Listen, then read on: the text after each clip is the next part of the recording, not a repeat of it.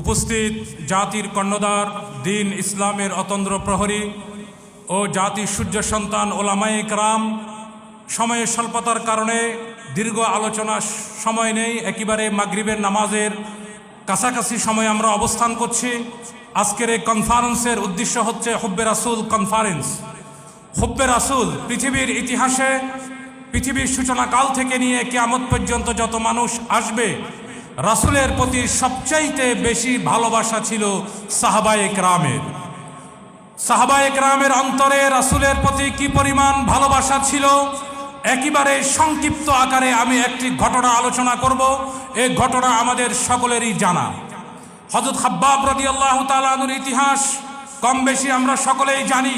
হযরত খাব্বাব রাদিয়াল্লাহু তাআলা আনহু যখন ইসলাম ধর্ম গ্রহণ করলেন, মক্কার কাফেররা 20 জন কাফেরকে নিযুক্ত করলো সকাল থেকে সন্ধ্যা, সন্ধ্যা থেকে সারা রাত খাব্বাব রাদিয়াল্লাহু তাআলা আনহুকে নির্যাতন করার জন্য।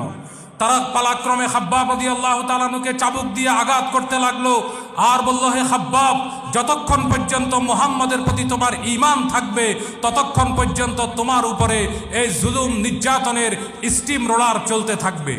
আর যদি মুহাম্মদের প্রতি তুমি ঈমান বর্জন করো, আমরা তোমাকে এত বেশি হীরা, মণি, মুক্তা, স্বর্ণ পুরস্কৃত করব যেগুলা দিয়ে দুনিয়াতে অনেক আরাম আয়েশের জীবন যাপন করতে পারবে। খাব্বাব রাদিয়াল্লাহু তাআলা বলল, হে মক্কার কাফেরেরা, তোমরা আমাকে হীরামণি, মুক্তা আর অর্থের লোভ দেখিয়ে আমার ঈমানকে কিনতে চাও? তোমরা কি জানো আমার ঈমানের মূল্য কত বেশি? খাব্বাব রাদিয়াল্লাহু তাআলা আনহু মক্কার কাফেরদেরকে রাসূল সাল্লাল্লাহু আলাইহি ওয়াসাল্লামের প্রতি তার কি পরিমাণ ভালোবাসা ছিল তিনি সেটা প্রমাণ করলেন। খাব্বাব রাদিয়াল্লাহু তাআলা আনহু বললেন, गर शर्क सता गर्ब हो एक मालिक अंबर और अर्श सता फर्श हो सब दिरहम दीनार। খাব্বাব রাদিয়াল্লাহু তাআলা বলল, মক্কার কাফেরেরা, তোমরা আমার ঈমান কিনতে চাও? তোমরা জানো আমার ঈমানের মূল্য কত? এই আসমান এবং জমিনের মাঝখানে এবং পৃথিবীর পূর্ব প্রান্ত থেকে নিয়ে পশ্চিম প্রান্ত পর্যন্ত যে বিশাল খালি জায়গা আছে, ওই বিশাল খালি জায়গাকে যদি হীরামণি মুক্তা দিয়ে ভরপুর করে দাও, এরপরেও তোমরা আমার ঈমানকে কিনতে পারবে না।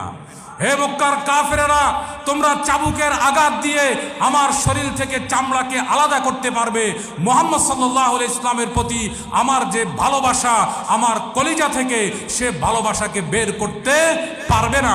এটা হচ্ছে সাহাবায়ে কেরামের ঈমান।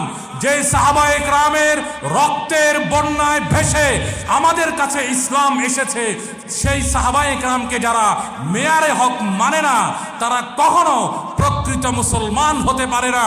আমি তাদেরকে ইহুদি খ্রিস্টানের দালাল বলবো না, আমি বলবো তারা ভ্রান্ত। তারা আন্তর্জাতিক ইসলামিক স্কলারের টাইটেল দিতে পারে, আমি বলবো তারা আন্তর্জাতিক ইসলামিক স্কলার নয়, তারা আন্তর্জাতিক মানের জাহেল। যে সাহাবায়ে কেরামের রক্তের বন্যায় আমাদের মাঝে ইসলাম ভেসে এসেছে, সেই সাহাবায়ে কেরামকে যারা মেয়ারে হক মানে না, ওলামায়ে আহলে সুন্নাত, তাদেরকে কখনো হকের স্বীকৃতি দিতে পারে না। সময়ের স্বল্পতার কারণে আমি দীর্ঘ আলোচনা করলাম না। মৃত্যু পর্যন্ত সাহাবায়ে কেরামের আদর্শে, সাহাবায়ে কেরামের ঈমানি চেতনায় আমাদেরকে বলিয়ান হওয়ার জন্য আল্লাহ তাআলা তৌফিক দান করুক। আমিন। ওয়া আখিরু দাওয়ানা আনিল হামদুলিল্লাহি রাব্বিল আলামিন।